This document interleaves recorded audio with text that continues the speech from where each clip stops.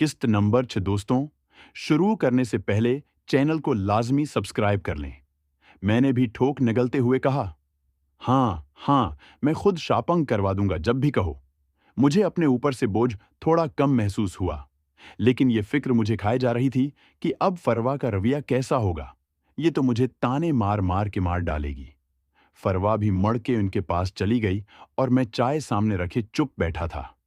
फिर मुझे ख्याल आया कि चाय तो पी लूं, और मैंने चाय पैनी शुरू कर दी और एक नज़र उन पर भी डालता जाता जो आहिस्ता आहिस्ता बातें किए जा रही थी। मैंने चाय पीते पीते उनकी तरफ देखा तो वो तीनों आपस में बातें ही किए जा रही थीं। मैं चाय पीने के साथ साथ उनकी तरफ भी देख लेता था। फरवा ने मुझे बार बार इधर देखते देखा तो मेरी तरफ देखा और फिर पास बैठी हुना के गले में बाजू डाल के उसके कान के साथ मना लगा के मुझे आवाज़ दी, भाई, क्या ख्याल है? फिर जैसे मैंने उसकी तरफ देखा तो उसने आंख मारते हुए मुझे इशारा किया। भाभी को बताऊं फिर, या रहने दूं? मुझे तो लगा कि ये लड़की मुझे कैसे मरवाएगी। मैंने बड़ी मुश्किल से खुद को संभाला और उससे पूछा, क्या बताना है भला? रे, इसने उसी तरह आंखें मुटकाते हुए कहा, वही जिसका पता चलने के बाद आपकी शामित आना लाजमी है। हो, अब ऐसी भी क्या बात हो गई है? उम्मी ने हुना के कुछ बोलने से पहले ही पूछ लिया। अरे अम्मी, भैया कह रहे थे कि तुम मेरे साथ शॉपिंग को जाओगी तो बस 200-300 की चीजें ही लेके दूंगा। उसने हुना के गाल के साथ अपने गाल रगड़ते हुए मुझे आंख मारी। मैंने सुकून का सांस भरा और हंस के चुप हो गया कि चोर की दाढ़ी में तनका।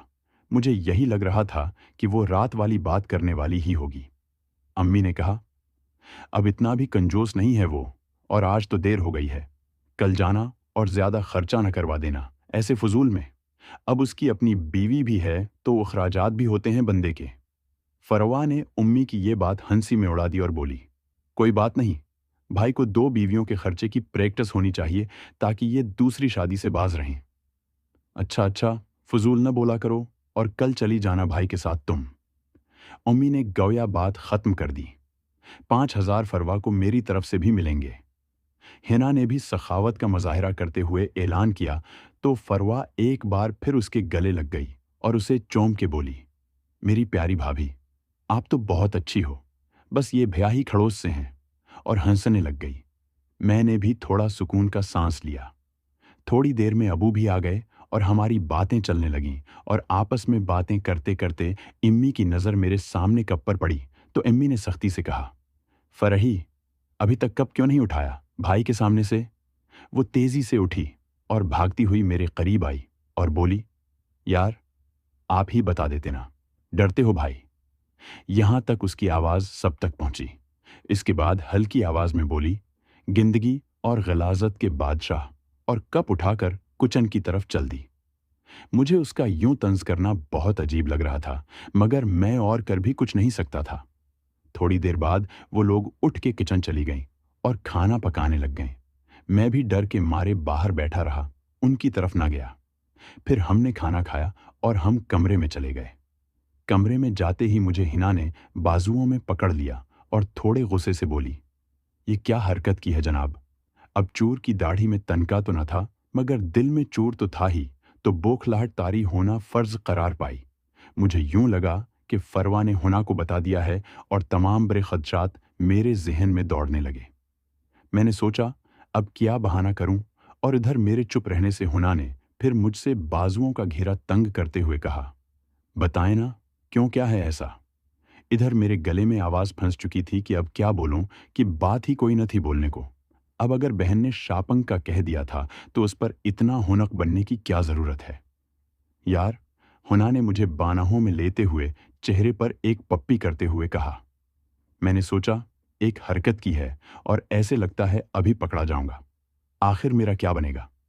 चेहरे पर मुस्कुराहट लाते हुए कहा, अरे, मुझे ये था कि मैं उससे अकेली को ले जाऊं तो शायद तुम्हें अच्छा न लगे, इसलिए थोड़ा कंफ्यूज था। आप भी बिल्कुल पागल हो, इसके साथ जाने से मैं क्यों बुरा मनाऊंगी भला? उसने चुपकते हुए कहा, मुझे अच्छा लगेगा।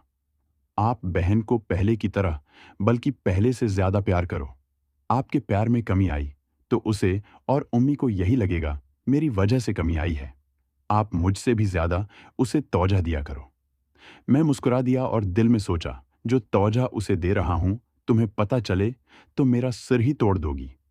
लेकिन ऊपर से मुस्कुराते हुए कहा, जो हुक्म मेरी रानी।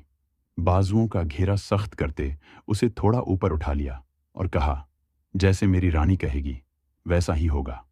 इसने मेरी नाक को चटकी में पकड़ के हिलाया और हंसते हुए बोली, बिल्कुल जनाब, कल फिर उसे शॉपिंग के लिए लेके जाना है और 10,000 आप दोगे और 5 में ओके। मैंने कहा, बिल्कुल जनाब, ऐसा ही होगा और तुम भी हमारे साथ चलोगी। तो उसने सर को नफी में हिलाया, ना जी, आप बहन के साथ जाना और वो कोई आदमखोर नहीं जो आपको खा जाएगी। मेरे साथ जाने की जरूरत नहीं है।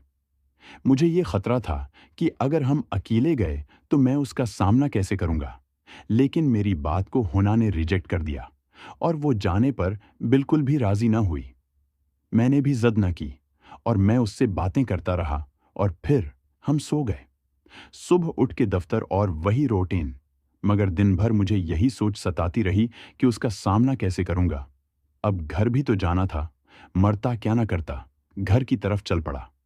घर में जैसे ही मैं दाखिल हुआ तो सामने वही दुश्मन जान कपड़े तार से उतार रही थी। मुझे घर में दाखिल होते ही जैसे देखा तो वहीं से ऊंची आवाज में बोली और लौटकर भदो घर को आए और फिर हंसने लग गई। मैं चलते चलते उसके पास पहुंचा और कहा, हाँ तो मैं और किधर जाता, घर ही आना था ना।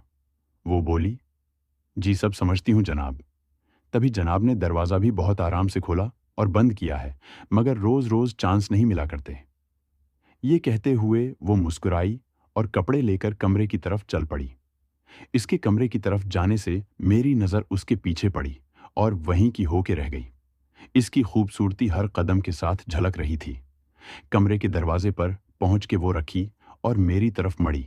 मैं जो उसके नज़ारे में खोया हुआ था, इसके मड़ने से बौखला गया और मुझे इस तरह बौखलाता देख के वो हंस पड़ी और होंठों को दबाकर बोली, जनाब, खाना कौन सा खाएंगे, पका हुआ या हजमशुदा। मैंने जब देखा कि वो बार बार वही बात कर रही है तो मैंने भी एक कार्ड खेलने का फैसला किया और उसकी तरफ बढ़ता चला गया। मुझे यूं अपनी तरफ आता देखकर वो भी घबरा सी गई और उसके चेहरे पर परेशानी के थोड़े से तासरात उभरे। लेकिन मैं उसकी तरफ बढ़ता गया और उसके सामने जाके रखा। मैं उसके सामने जाके खड़ा हुआ और उसकी आंखों में देखते हुए पूछा, हाँ, तो क्या फरमाया है मस, फरही आपने, और खाना खुला भी रही हैं या बस बातें ही हैं। मैंने बार बार उसकी एक बात दोहराने से तंग होके ये कहा कि एक ही बार बली थैले से बाहर आ जाए और मेरी एक ही बात ने उसको कंफ्यूज कर दिया। इसके चेहरे पर बेक वक्त शर्मिंदगी और कंफ्यूजन के तासरात भरे। उसने एक नज़र मुझे देखा और पलकें झुका के बोली, पका हुआ खाना किचन में है और हज़म शुदा बाथरूम में, जो भी पसंद आए जाकर खा लें। और पलकें झुका के मुस्कुराने लगी। मैंने बदस्तूर उसके चेहरे को देखते हुए कहा, जो शर्म के मारे सरख हो रहा था। मैंने भी थोड़ा खुलकर बोलने का फैसला कर लिया था कि अगर एक लड़की खुल के बोल रही है तो अब मुझे भी खुल के ही बोलना चाहिए और जो भी बात है इसका सामना इसी तरह हो सकता है, वरना तो ये मुझे दबाती ही रहेगी। मैंने कहा, खाना तो मुझे हज़म शुदा ही पसंद है, मगर देग में से खुद निकालो तो तब की बात है, वरना नहीं। इसने एक नज़र मुझे देखा और बोली, तो जनाब की देग ऊपर कमरे में इंतजार कर रही है, इधर जाएं। दूसरे के बर्तन झोटे करना अच्छी बात नहीं है। और फिर नजरें झुका लें। मैं बदस्तूर उसे देखे जा रहा था। उसके चेहरे के तासरात बहुत अजीब थे। कभी लगता था उसे बहुत बुरा लगा है, अगले ही लम्हे लगता वो मुझे तंग करके लुत्फ ले रही है। उसकी छोटी सी बहन ने मुझे उलझा के रख दिया था, जो उम्र में मुझसे छोटी मगर बातों और मौज में मुझसे बड़ी लगने लग गई थी। इससे पहले कि मैं उसे जवाब देता, सीढ़ियों से कदमों की चाप आई और हमने इधर देखा तो हुना उतरती हुई आ रही थी। फरवा ने उसे देखा, फिर मुझे। दोस्तों, अगली किस्त देखने के लिए चैनल को लाजमी सब्सक्राइब कर लें और साथ में बेल आइकन को भी दबा दें ताकि नई किस्त का नोटिफिकेशन आपको फौरन मिल जाए। दोस्तों, किसी भी कस्म की कहानियां या फिर ये कहानी कटिंग के बगैर घर की या बाहर की मुकम्मल कहानियां खरीदने के लिए इस नंबर पर व्हाट्सएप पर राब्ता करें। हमारे पास लातादाद हर तरह की कहानियां, नॉवेल्स मौजूद हैं। आपको बहुत सी स्टोरीज बहुत अच्छे रेट में मिल जाएंगी।